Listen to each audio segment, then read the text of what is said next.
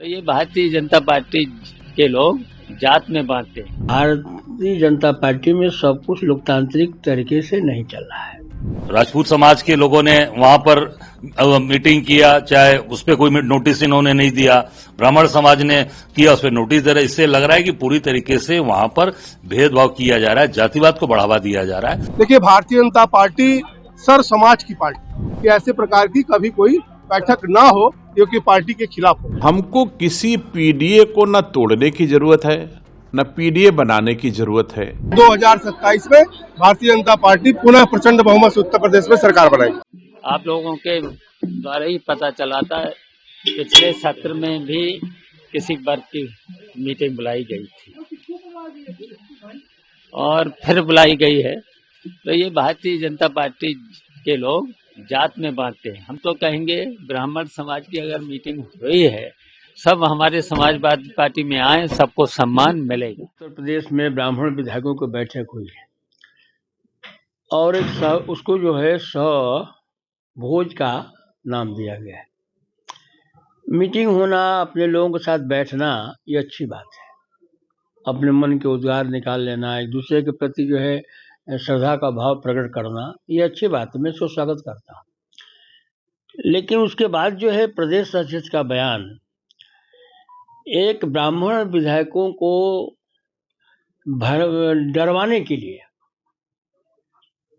आप ही के माध्यम से जानने को ये आया है कि ऐसे के मीटिंग को जो है हम आगे के दिनों में इसको हम बर्दाश्त नहीं करेंगे और इस पर हम कार्रवाई भी करेंगे। इस बात का यह उदाहरण है कि भारतीय जनता पार्टी में सब कुछ लोकतांत्रिक तरीके से नहीं चल रहा है।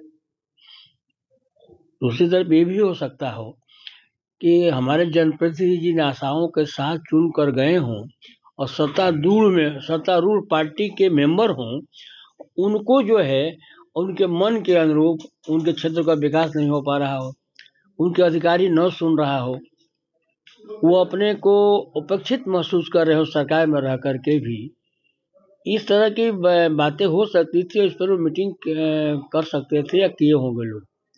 तो हम लोग तो समाजवादी पार्टी से है, हम लोग तो सबसे पहले ही कहते आ रहे हैं कि भारत में भारतीय जनता पार्टी के लोग जो है लोकतांत्रिक व्यवस्था को समाप्त करना चाहते हैं, लोकतंत्र को समाप्त करना चाहते हैं, भारत के संविधान को जो है बदलना चाहते हैं। ये हम पहले ही से कह कर आए हैं। लेकिन अगर राजनीतिक परिप्रेक्ष्य देखा जाए तो ब्राह्मण विधायक अगर अपने दल से असंतुष्ट हैं, उनके अधिकारी नहीं सुन रहे हैं, अपने क्षेत्र का विकास नहीं करते हैं, तो उनकी जिम्मेदारी होती है कि नैतिकता के आधार पर वो इस्तीफा दें। और समाजवादी पार्टी के हमारे नेता आदरणीय शिवपाल यादव जी ने इस बात का खुलासा कर दिया है कि अगर ब्राह्मण हमारे पास आएंगे और ब्राह्मण नेता हमारे पास आते हैं तो उनको पूर्ण रूप से उनको सम्मान दिया जाएगा और उनका जो है एडजस्टमेंट भी किया जाएगा। हमारे नेता ने इस बात को कहा है। समाजवादी पार्टी किसी एक जात की नहीं है, समाजवादी पार्टी किसी एक धर्म की पार्टी नहीं है।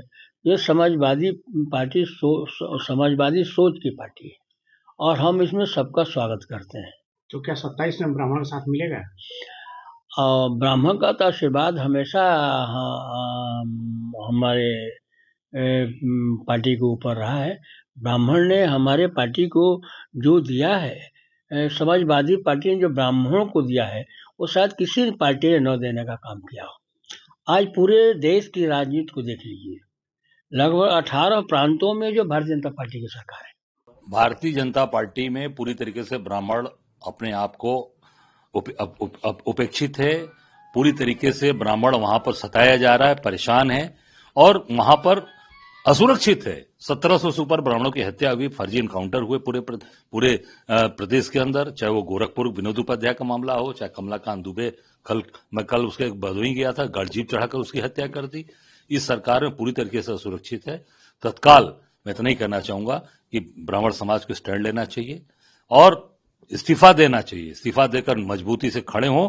कांग्रेस पार्टी उनका स्वागत करेगी, अभिनंदन करेगी। इसमें सवाल सर बड़ा ये भी खड़ा होता है, इससे पहले विधानसभा सत्र में ठाकुर ये साबित हो गया कि जो राजपूत समाज के लोगों ने वहां पर मीटिंग किया, चाहे उस पर कोई नोटिस इन्होंने नहीं दिया, ब्राह्मण समाज ने किया, उस पर नोटिस दे रहा है। इससे लग रहा है कि पूरी तरीके से वहां पर भेदभाव किया जा रहा है, जातिवाद को बढ़ावा दिया जा रहा है।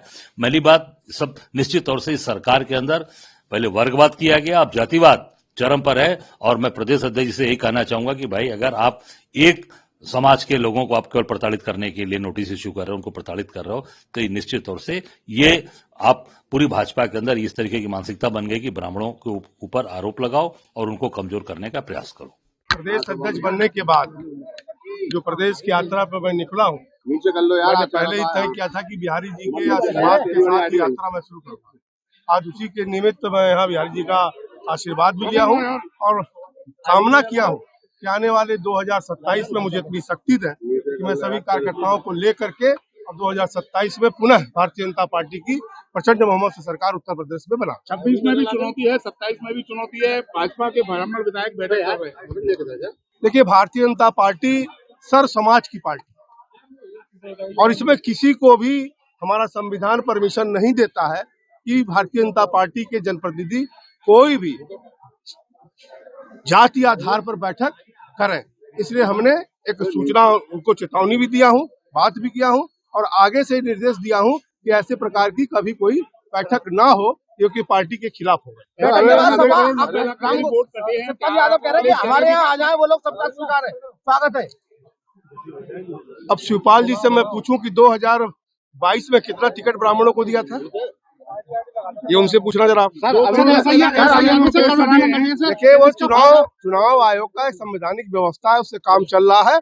और जहां तक माननीय मुलायम सिंह जी का विषय है, अगर बिहार में भी SIR हुआ और वहां पर प्रचंड बहुमत से भारतीय जनता पार्टी जीत गई। देखिए, प्रदेश अध्यक्ष बनने के बाद मैंने तय किया था कि बाकी बिहारी जी के शरण में जाकर और फिर पूरे प्रदेश का दौरा करूंगा और निश्चित तौर से बाकी बिहारी जी का आशीर्वाद रहेगा और कार्यकर्ताओं का साथ रहेगा तो 2027 में भारतीय जनता पार्टी पुनः प्रचंड बहुमत से उत्तर प्रदेश में सरकार बनाएगी।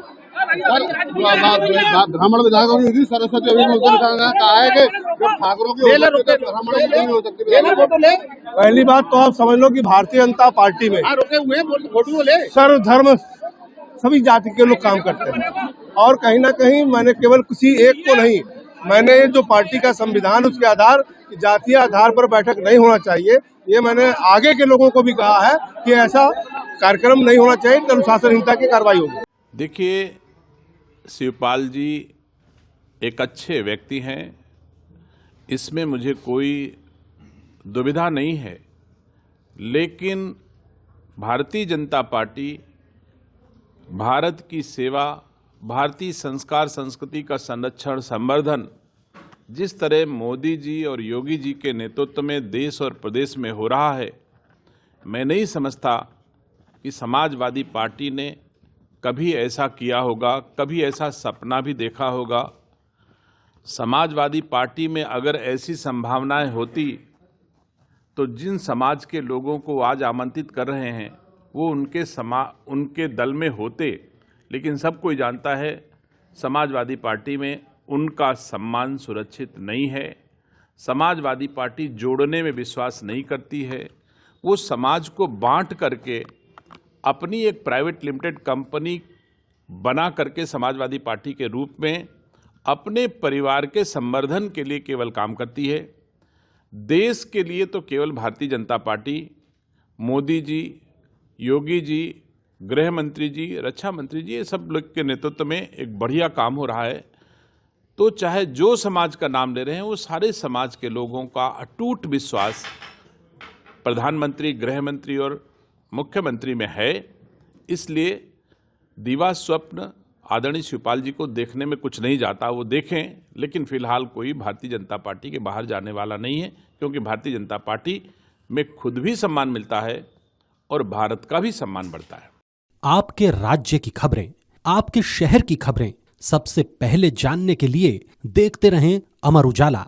चैनल को सब्सक्राइब जरूर कर लें और पाएं हर अपडेट।